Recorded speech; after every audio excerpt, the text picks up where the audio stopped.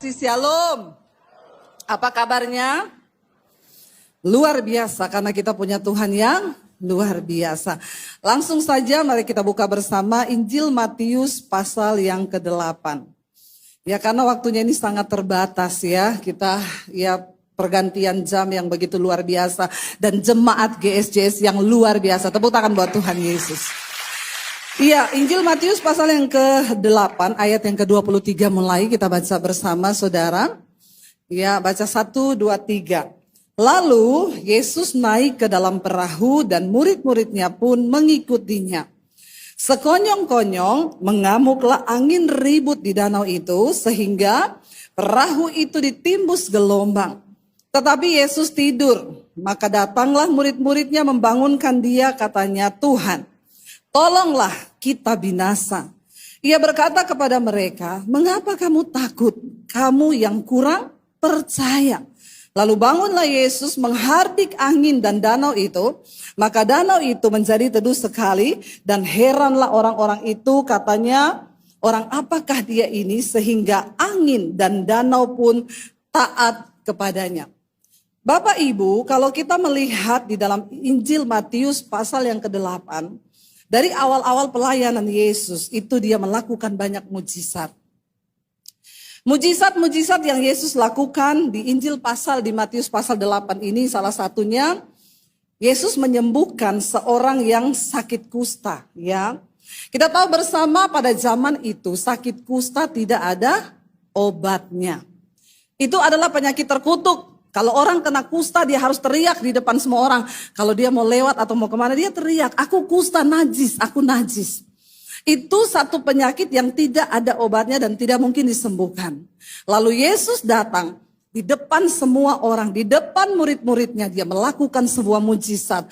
Orang kusta disembuhkan. Dan semua berkata, yang tepuk tangan kok sedikit ya. Tolong yang kompak ya. Kalau saudara kompak saya juga semangat khotbahnya, amin. Lalu orang banyak berkata, "Wow, Yesus menyembuhkan sakit kusta yang selama ini tidak pernah ada obatnya." Mujizat mereka lihat. Mujizat yang kedua di Injil Matius pasal yang ke-8 ini pada waktu yang bersamaan. Dikatakan di sana dia menyembuhkan seorang hamba dari seorang perwira di Kapernaum. Ya, mereka melihat bagaimana Yesus melakukan mujizat, hamba yang sakit itu sembuh. Mujizat kedua, mereka lihat dengan mata kepala mereka sendiri. Yang ketiga adalah Yesus menyembuhkan ibu mertua Petrus. Ini di Injil Matius pasal yang ke-8 di waktu yang bersamaan. 3 mujizat mereka lihat saat itu. Lalu setelah itu dikatakan Yesus naik ke satu perahu dan murid-muridnya pun ikut dengan dia. Bapak Ibu, yang pertama ya, apa poin yang kita dapat dari pembacaan hari ini? Ketika engkau berjalan bersama dengan Tuhan, bukan berarti tidak akan ada badai. Bilang amin. Mengikut Tuhan bukan berarti hidup kita ini enak. Mengikut Tuhan bukan berarti tanpa masalah, tanpa badai. Ketika mereka mengikut Yesus dikatakan menaik di satu perahu bersama-sama dengan Tuhan. Alkitab berkata sekonyong-konyong, tiba-tiba. Padahal Yesus ada di situ.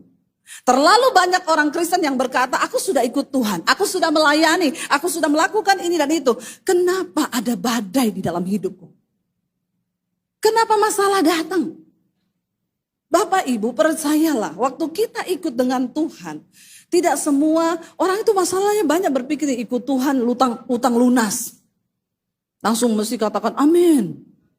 Ya, waktu kita ikut Tuhan, wah tidak akan sakit, tidak akan ini. Buang semua pemikiran seperti itu. Seringkali Tuhan itu akan menenangkan badai. Tapi seringkali pula Yesus tidak menenangkan badai. Dia biarkan badai itu mengamuk supaya kita belajar tenang di tengah badai. Bilang amin. Saya itu pelayanan ke sana sini dengan suami, ya, naik pesawat bolak-balik gonta-ganti. Dulu waktu saya belum punya pemahaman yang benar. Setiap kali naik pesawat saya berdoa, aduh mendung lagi. Tuhan dalam nama Yesus halaukan mendung ini. Tiba-tiba tambah hitam, gerimis turun. Saya bilang sama suami, ini pesawat akan terbang? Suamiku bilang, pilot yang lebih tahu. Bisa nggak dihentikan? Ya nggak bisa. Lalu akhirnya saya tengking terus dalam nama Yesus. Halaukan awan gelap itu Tuhan. Tidak pergi-pergi. Tuhan bilang kepada saya, ada waktunya awan gelap itu tidak aku halaukan. Supaya aku belajar engkau menenangkan dirimu di dalam iman percaya kepadaku. Bahwa di tengah badai sekalipun Tuhan ada bersama dengan kita. Amin. Jadi sekarang saya mau terbang kemana-mana, saya nggak lihat langit lagi. Mau hitam, mau badai, kalau pesawatnya terbang, aku percaya Tuhan hidupku di dalam tangan Tuhan. Tidak selamanya badaimu itu akan ditenangkan. Sebab dalam setiap masalah Tuhan punya kehendak. Cari tahu apa maksud Tuhan dalam setiap masalah kita. Jangan apa-apa tengking, apa-apa tengking, apa-apa tengking. Kalau belum sesuai waktunya, saya banyak terima telepon, Bu. Saya berdoa, Bu, tolong doakan biar masalah saya cepat selesai. Tidak, saya tidak akan berdoa supaya masalahmu cepat selesai. Saya berdoa supaya engkau mengerti rencana Tuhan di balik masalah itu. Karena itu goal dari setiap badai yang Tuhan izinkan terjadi. Ikut Tuhan bukan berarti tidak ada masalah. Dikatakan di sana sekonyong-konyong mengamuklah badai di danau itu. Saudara yang pernah pergi ke Israel, kita tahu ya, danau Genesaret. Ya, Tiberias itu danau yang cukup besar. Dia memang danau. Lalu dari mana badai itu? Karena sekelilingnya itu gunung. Jadi ketika ada angin kencang bertiup, itu perahu yang ada di tengah-tengah itu bisa terputar karena angin payau. Angin muter di situ. Dan ketika itu dikatakan mereka ketakutan. Tapi Tuhan izinkan kan, Tuhan kan ada di situ. Amin. Ketika kita ikut Tuhan, seringkali Tuhan memang akan izinkan. Semakin dewasa iman kita, Tuhan itu mau. Semakin banyak Tuhan izinkan terjadi. Supaya iman kita itu menjadi kuat. Yang pertama, buang pikiranmu ikut Yesus tidak ada masalah. Ikut Yesus ada masalah. Tapi selama Tuhan ada dalam hidup kita, tenang. Pada waktunya dia akan tenangkan badai itu. Tapi hari ini kalau badai itu masih mengamuk di hidupmu, bilang Tuhan ajar aku menenangkan diri. Makanya dulu kita kalau ujian ditulis harap tenang ada ujian. Bilang kanan kirimu harap tenang ada ujian. Ya, tenangkan diri kita. Yang kedua Bapak Ibu ya, dari perikop ini kita belajar ya. Mari kita berjaga-jaga dalam hidup ini ya. Pastikan engkau terus dekat dengan Tuhan. Karena kata sekonyong-konyong itu tiba-tiba. Ada banyak hal yang akan terjadi di hidup kita ini secara tiba-tiba. Coba kita baca Pengkhotbah pasal 12.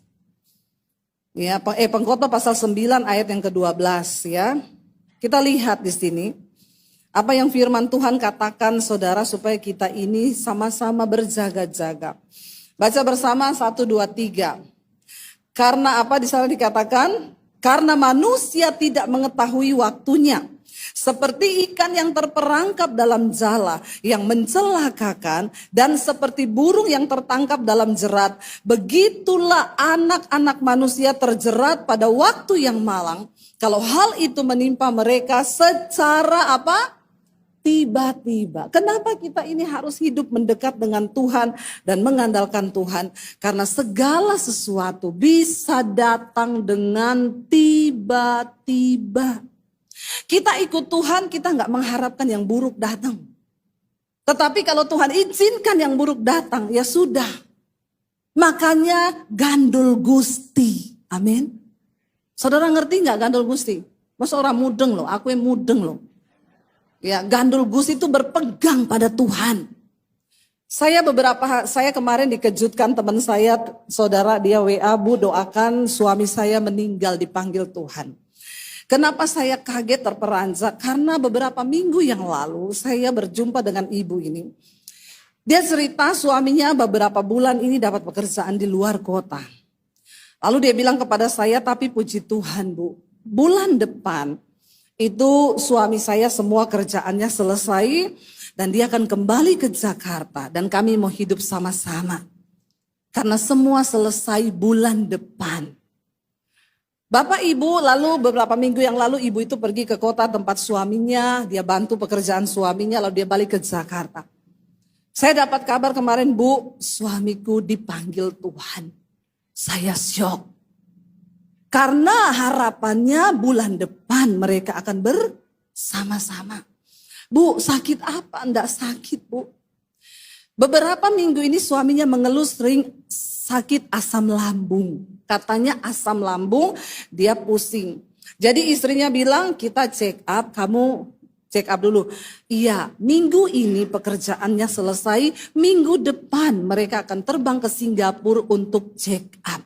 Minggu depan. Beberapa hari yang lalu dia kesakitan, akhirnya anaknya terbang ke kota itu, bapak ini diambil balik ke Jakarta, harus langsung diopnam.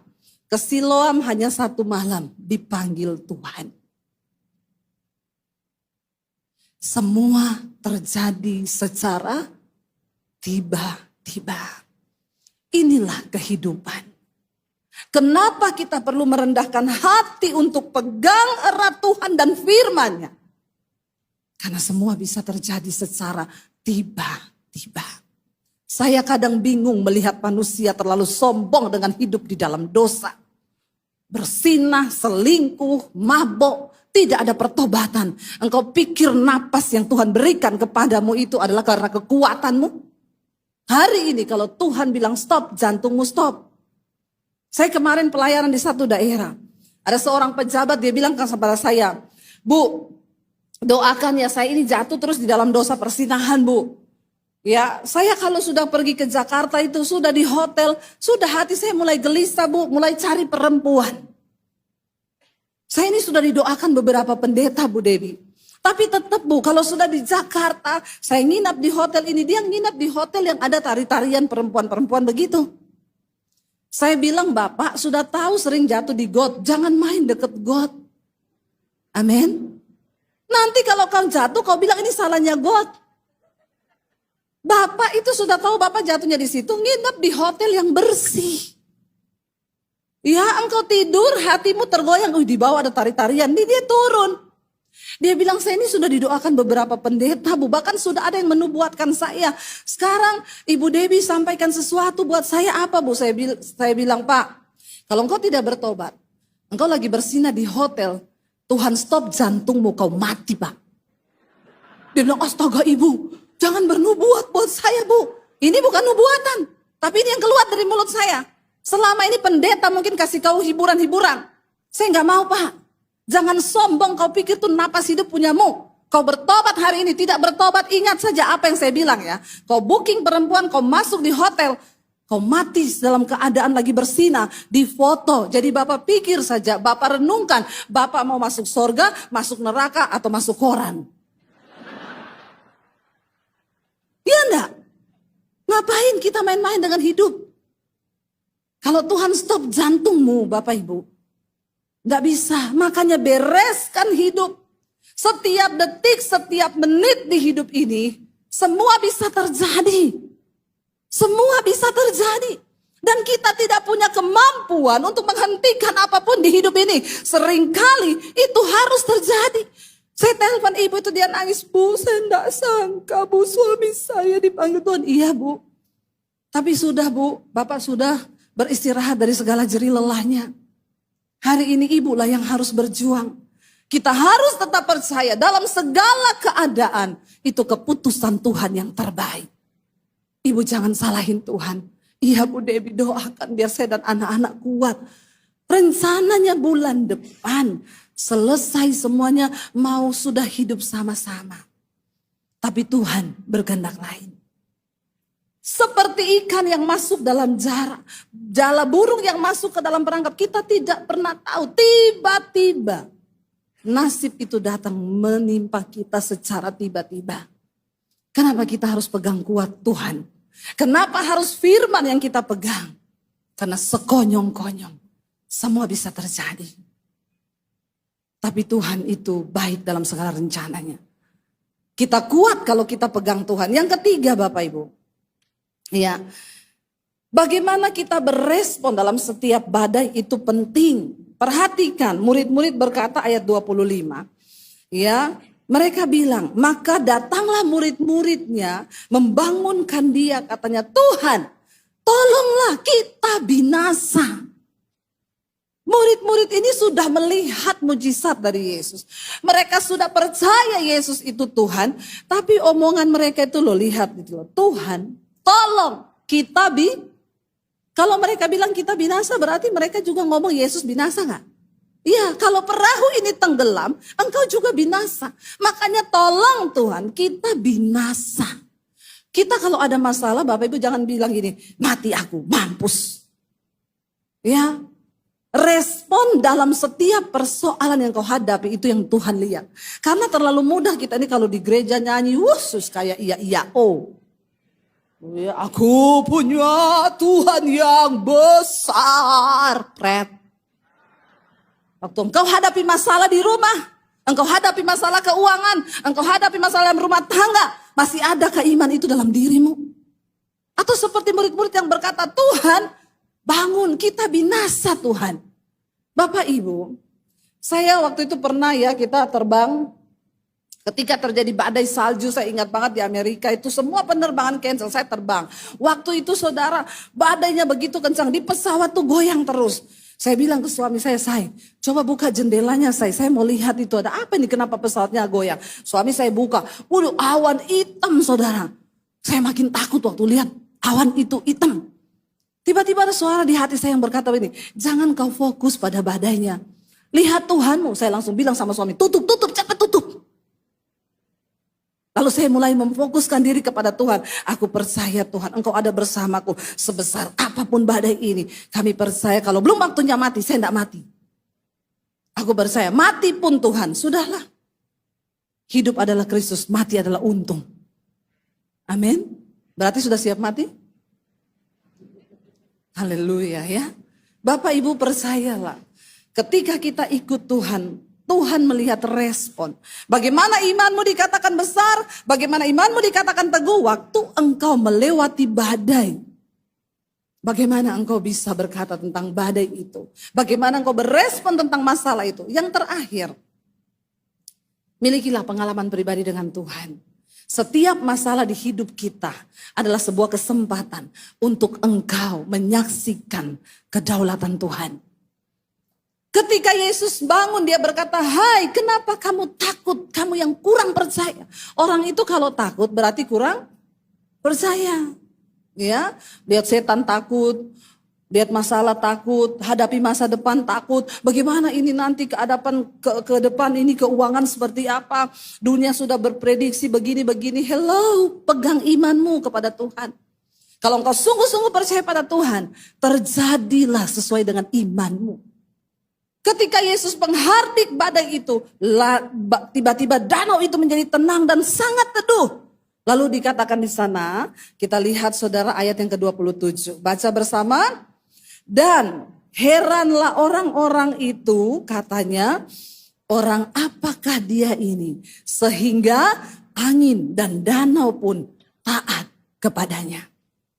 Setiap persoalan di hidup kita yang terjadi itu Tuhan punya maksud supaya engkau melihat kedahsyatan Tuhan. Apa yang menjadi bekal kita ini melayani, menginjili orang, menceritakan tentang Tuhan, yaitu pengalaman pribadi. Waktu engkau cerita tentang Tuhan, saya itu mengalami pengalaman pribadi yang cukup luar biasa ketika kami berangkat ke Israel. Kemarin waktu lebaran kita bawa grup ke Israel. Seperti biasa ketika buka pendaftaran ya di mesbah doa. Tiba-tiba yang daftar ya 100 lebih, selalu 100 lebih. Karena sudah tidak ada tiket akhirnya saya tutup pendaftaran. Itu pun kecolongan 5 bisnis kelas tidak mendapat tempat. Ya, ada kesalahan dari pihak travel, kami sudah diterima uangnya tapi tidak cukup kelas bisnis karena sebanyak yang ambil bisnis penuh pesawatnya bisnis. Akhirnya saya dibilang suami saya ada 5 orang ini, saya bilang balikin duitnya, balikin ya. Daripada kita pisah pesawat, saya nggak mau pisah pesawat dengan peserta. Akhirnya dia WA orang-orang itu, Bu, saya balikin tiketnya ya, uangnya karena ternyata bisnis kelasnya penuh. Nggak mau, kita kan dari awal sudah daftar Pak. Ya udah kalau begitu ibu mau berangkat di hari yang lain, kita tanggal 18 grup besar, ibu berangkat tanggal 17. Kita sih berangkat kapan saja mau, yang penting sama Bu Dewi. Aduh, saya bilang sama suami saya enggak mau ya dipindah-pindah pesawat, saya juga tidak mau pisah sama kamu, sama anak-anak, saya pengen sama grup besar. Suami saya bujuk-bujuk saya please deh, cuma 1 malam kita enggak ketemu. Nanti kan di sana kita juga ketemu. Bukan apa-apa aku tuh enggak mau. Please, please, please, saya bingung aturnya.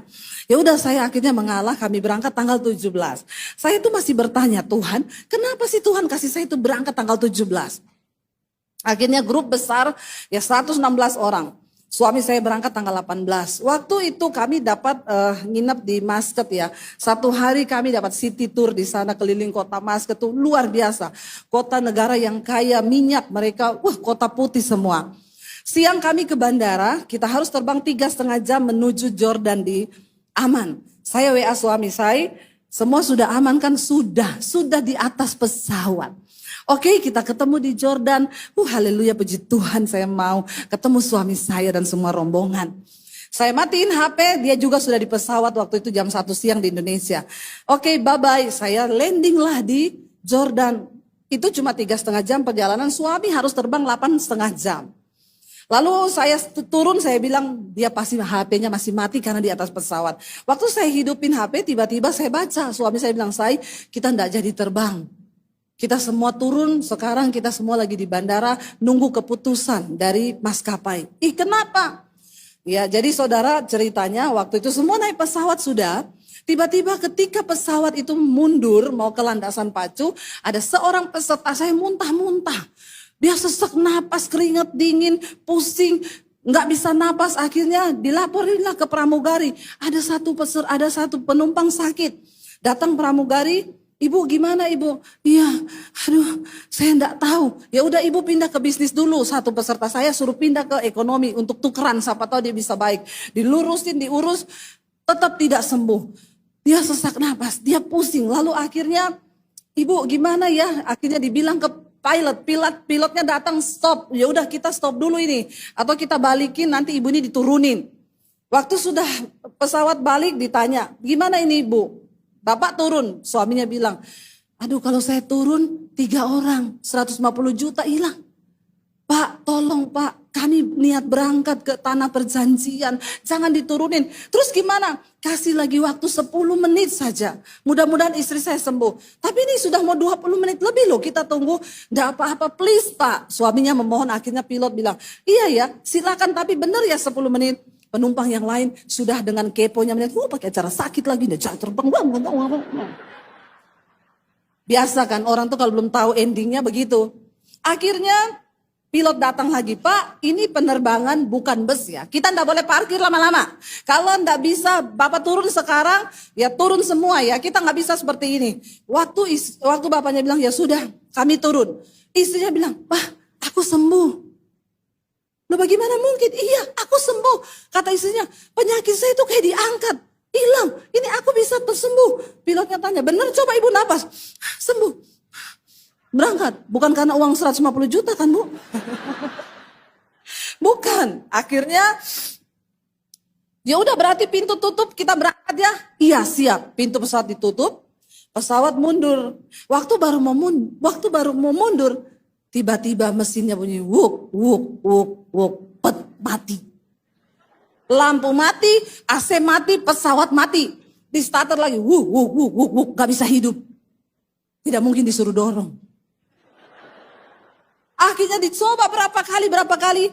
Akhirnya diputuskan. Bukan hanya ibu itu yang turun. Semua penumpang harus turun karena pesawat mengalami error sistem. Baru semua gini, aduh untung itu ibu sakit ya. Aduh kalau tidak 20 menit kita tuh sudah di atas laut. Maka error sistem di atas. Innalillahi wa inna ilaihi raji'un. Tepuk tangan dong buat Tuhan. Itu kelumputan yang pertama. Aman semua bersyukur, puji Tuhan.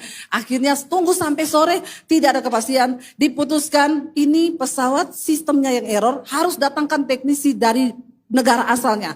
Ya udah dicariin hotel, nginap di pinggiran bandara. Waktu nginep, kumpul-kumpul nih, mulailah terjadi, ini kan 100 lebih orang. 10 pengintai. Pak, mereka tanya ke suami, saya baru mengerti kenapa Tuhan suruh saya berangkat duluan.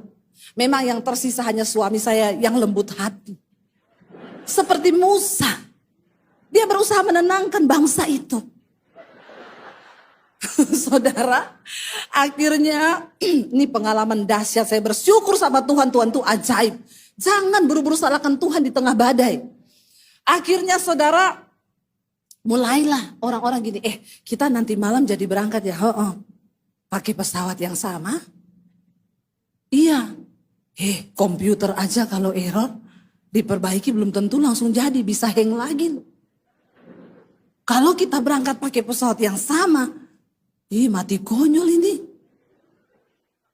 10 pengintai berkata, memang negeri itu berlimpah susu dan madu, tapi orang-orangnya raksasa. Kita ini cuma seperti belalang, maka kita mati konyol kalau masuk ke sana.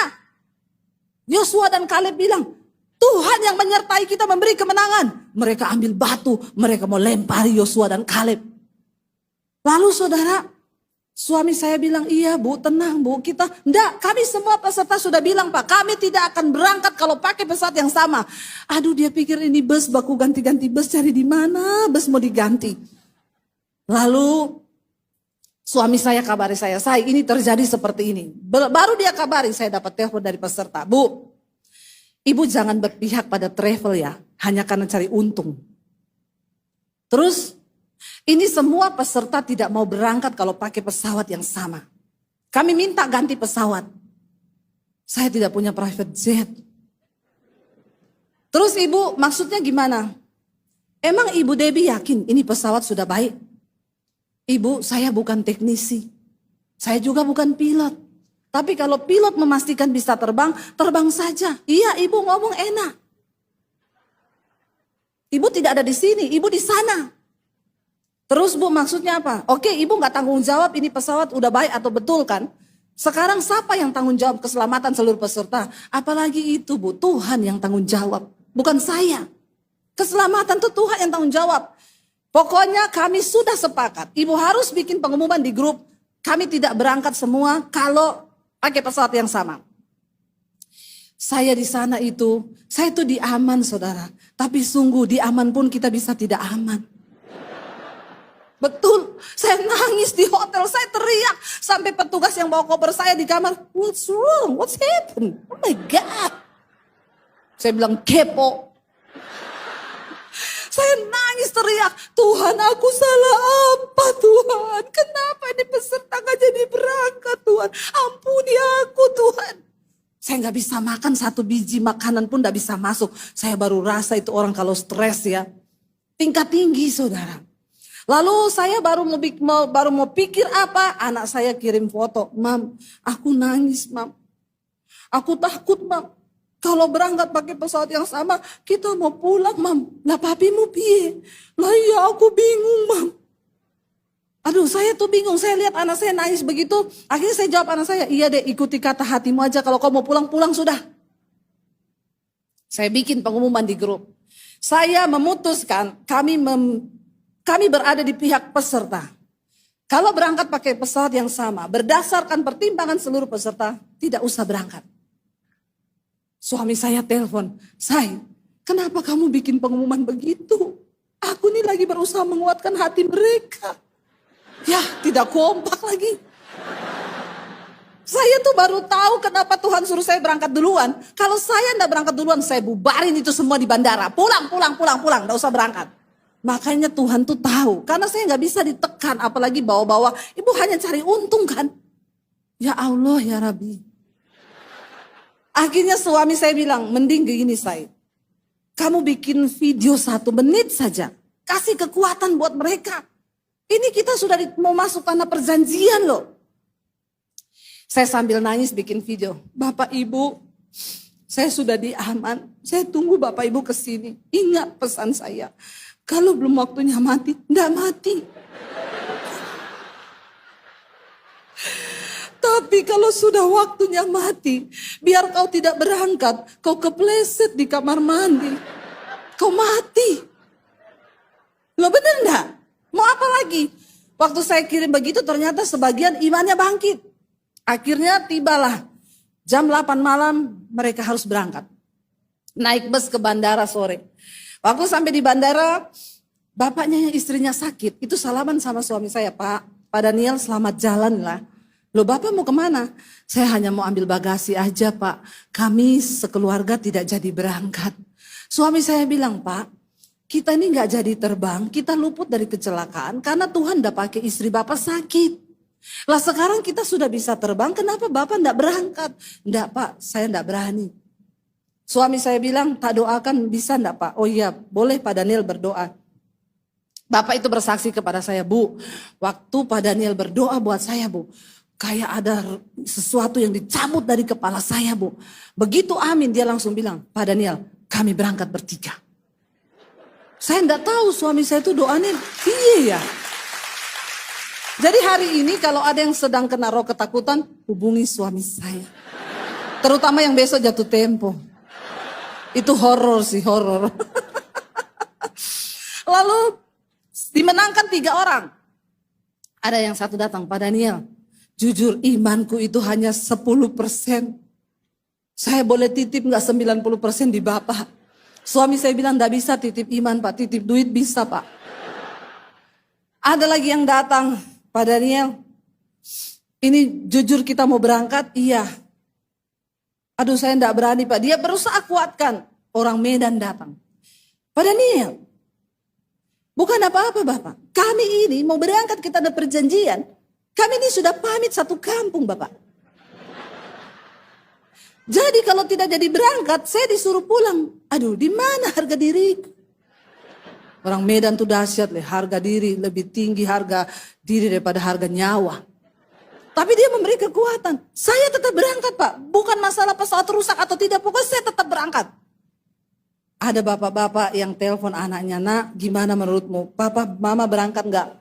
Anaknya bilang berangkat Pak. Oke, kalau sampai terjadi apa-apa. Kamu jangan salahin Tuhan ya. Tuhan tetap baik. Kamu tetap berdoa percaya sama Tuhan. Catat nomor PIN ATM-nya Papa. Dari sini kita belajar suami istri. Terutama suami istri harus saling terbuka soal PIN ATM. Jangan tunggu mati dulu. Ya. Saya pernah tanya seorang ibu, Bu, ibu tahu rekeningnya Bapak ATM-nya berapa? Tahu Bu. Ya tahu lah Bu, dikasih tahu orang saldonya enggak ada. Ini bertobat ya. Jangan sampai ada saldo enggak ada saldo, kasih tahu istri, amin. Jadi saya tanya, jadi sekarang sudah dirubah lagi Pak? Sudah. Nggak jadi jatuh toh. Saudara, lalu ada yang naik pos. Tapi yang saya bingung waktu itu kan banyak ibu-ibu berangkat tanpa suami ya. Semua ibu-ibu yang berangkat tanpa suami, telepon suaminya, semua suami gini, berangkat mah, berangkat. Berangkat mah, pokoknya berangkat mah. Saya nggak tahu ini bapak-bapak memang beriman atau berangkat mah, yes berangkat. Tapi saya percaya tuh suami beriman memang. Makanya enggak apa-apa mah berangkat aja gitu ya. Enggak ada satupun suami yang keberatan. Saya bilang sama ibu-ibu itu dahsyat memang suamimu punya iman dahsyat luar biasa. Haleluya ya. Ada bapak-bapak dia bilang waktu naik ke pesawat semua. Kan diuji coba. Lama, habis itu dimatiin, dicoba lagi. Bapak itu bilang, Ibu, saya lihat jendela, siapa tahu ada yang terbuka. Saya mau lompat, Ibu. Saya ini paling takut naik pesawat, kok yuk kena pesawat rusak. Saya bilang, Pak, firman Tuhan berkata, apa yang kau takutkan, itu yang akan menimpamu. Lalu dia ketakutan, keringat dingin, istrinya pegang tangannya, Pak, kalau mau ada pengakuan dosa, sekaranglah waktunya. Jadi saya tanya bapak itu, jadi bapak sudah mengaku? Untung belum Bu. Puji Tuhan. Puji Tuhan saya waktu itu tidak tergerak. Jangan tepuk tangan bapak. Kenapa bapak tepuk tangan? Kayaknya seneng banget ya. Dapat pembelaan gitu ya. Belum sempat ngaku. Dia bilang soalnya kalau saya sudah ngaku Bu. Sekarang saya mati beneran Bu. Bukan jatuh dari pesawat, disalib istri saya Bu. Wes jadi masalah berulang-ulang. Lalu Bapak Ibu mereka akhirnya terbang. Anak saya tuh saya tanya, nak gimana? Suami saya panggil 3 anak saya. Kita berdoa ya dek, berserah sama Tuhan. Peserta yang lain tuh ngomong begini, kalau saya sih Bu, saya percaya aja karena saya bilang sama yang lain gini, ada suaminya Bu Debbie, ada anaknya 3. Nggak mungkin mereka ini mati. Karena mereka ini lagi dipakai Tuhan. Itu imannya ya, dia taruh sama pendeta tuh. Anak saya didoakan suami saya, kita berserah sama Tuhan, nggak usah takut. Ya lalu saya tuh tanya sama anak saya, terus kamu dek gimana? Waktu mau terbang itu, kamu sudah siap mati belum? Udah banget mam. Aku tuh sudah minta ampun sama Tuhan. Cuma aku hanya pikir gini, Tuhan masa aku mati jenazahku tidak ditemukan. Loh itu jujur banget loh. Saudara, saya bersyukurnya apa? Waktu suami saya bilang, kita sudah siap terbang. Nanti kita ketemu ya, aku bilang, aku yakin kita pasti ketemu. Waktu dia sudah terbang, saya matikan HP. Saya enggak berani buka sosial media, saya takut begitu buka tulisannya begini. Pesawat dengan nomor penerbangan ini hilang kontak. Itu roh ketakutan menghinggapi saya tidak bisa tidur, air mata terus mengalir air mata saya. Sampai ada suara yang bilang gini, kalau suamimu mati, kalau pesawat itu jatuh, kamu mau tetap melayani Tuhan enggak? Saya bilang Tuhan kalau pesawat itu jatuh, suamiku mati, anakku 3 mati, kameramenku ikut mati. Terus DBTV piye Tuhan? Tapi ya sudah kalau Tuhan izinkan mati, saya mau ke sekolah misi Alkitab saya di Bandungan, saya tinggal di bawah gunung situ. Saya mengabdikan diri, saya tetap melayanimu Tuhan. Saudara tahu jam 2 malam waktu sana, saya lihat jam, mereka akan tiba tuh jam 6 pagi. Saya masih gelisah. Tiba-tiba ada suara di hati yang berkata begini, jangan takut, aku sedang melatih iman mereka. Tiba-tiba waktu saya dapat suara itu, iman saya melonjak. Saya bersuka cita, lalu saya menangis. Saya bilang, Tuhan terima kasih Tuhan. Engkau sedang melatih iman anak-anakku untuk percaya kepadamu. Ini adalah sebuah pengalaman pribadi yang tidak akan pernah bisa dibeli dengan uang. Karena mereka itu terbang semua sudah siap mati. Hanya 6 orang yang akhirnya tidak memilih terbang, mereka pulang. Tapi yang lainnya 110 orang semua sampai ke tanah perjanjian. Waktu mereka datang, mereka landing saudara. Saya itu nangis, saya peluk, saya bilang sama mereka selamat. Kalian adalah pemenang-pemenang kehidupan. Karena kalian sudah siap menghadapi maut sekalipun. Ada peserta yang bilang sama saya, Bu, malam itu saya dapat ayat, hidup adalah Kristus, mati adalah untung. Jadi ibu memang sudah siap mati? Sudah Bu. Semua peserta yang berangkat tuh sudah siap mati. Saya bilang luar biasa. Jadi ini ke depan, saya mau berangkat lagi kan Oktober, mereka tanya, Ibu pesawatnya sama atau tidak? Saya bilang yang penting bersama Tuhan. Nggak usah takut, disinilah iman kita diuji. Tuhan itu dahsyat. Saya undang para imam musik maju ke depan. Bapak Ibu, milikilah pengalaman pribadi dengan Tuhan. Anak saya tuh bilang gini, Mam, aku tuh selama ini kalau berangkat sama Mami, aku paling jengkel kalau ada badai, Mami tuh nyanyi kenceng-kenceng. Saya tuh kalau ada badai, pesan saya nyanyi. Di saat badai bergelora. Anak saya bilang, saya jengkel, Mami tuh nyanyi kenceng, orang semua dengar. Saya bilang, itu cara Mami mengalahkan ketakutan. Mami tahu, waktu berangkat itu kemarin, Mam, aku lakukan seperti Mami. Aku nyanyi kenceng-kenceng, saya bilang syukur. Orang itu harus mengalami. Semua kita harus punya pengalaman pribadi dengan Tuhan. Jangan takut terhadap badai yang mengamuk. Selama ada Tuhan di dalam hidupmu, pakailah kesempatan itu untuk mencari pengalaman pribadi dengan Tuhan. Bangkit berdiri bersama.